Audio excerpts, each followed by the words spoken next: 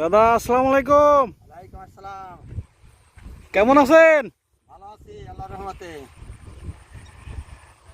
ধান কি কাটা হয়েছে মোটামুটি? হ্যাঁ, প্রায় শেষ। ধান কটুক করছিলেন? 6.5 বিঘা।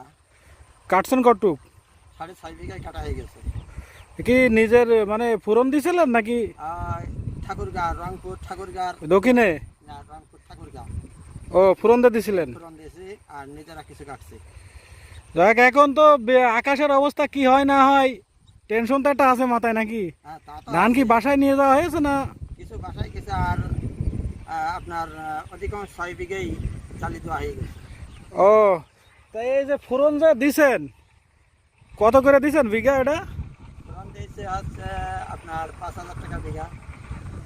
তো ওখানে আর এক জায়গায় শুনলাম 5,500। ওই আইরাম 5,000 থেকে 5,500। তো তুমি আছে 5,000 দিছো? 5,000 থেকে 5,500 এখনো কোনো এরা কি কেটে দেবে, বেঁধে দেবে আর মানে বস্তায়? সেটা বস্তায় তুলে দেবে। যাক, তা ধান এখন তো মোটামুটি আল্লাহ দিলি তো ধান এবার তো ভালোই হয়েছে দেখতেছি। তাও তো ভালো। ধান কেমন আশা করতেছো বিঘা প্রতি? আর বিঘা প্রতি 23-24 মণ করে হবে। যাক, আল্লাহ বর্ষা। আর এই যে মাঠ ভর্তি যে কচু, হ্যাঁ, যেদিকে তাকে মানে একবার চোখ শেষ পর্যন্ত এই সব কচু তো আল্লাহ দিলি তোমারই তো নাকি? হ্যাঁ, আমারই।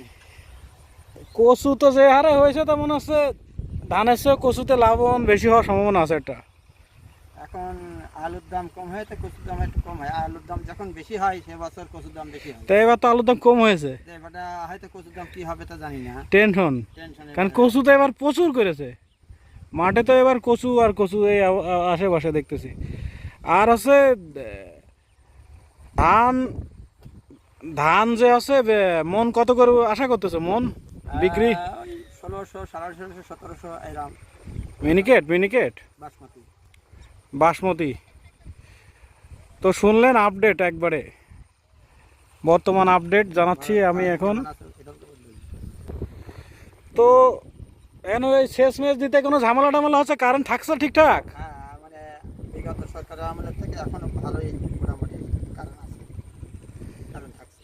বিগত সরকার এই সরকারের কোনো পার্থক্য খুঁজে পাচ্ছ? পলিটিক্যাল লাইনে চলে গেলাম। না, এই একই রকমই বিগত সরকারের আমলেও কারণ ভালো পাইছি, আবার এখনো ভালো পাচ্ছি। যাক, ঠিক আছে, দোয়া থাকলো। আল্লাহ হাফেজ। খুদা হাফেজ। আসসালামু আলাইকুম। ওয়ালাইকুম আসসালাম।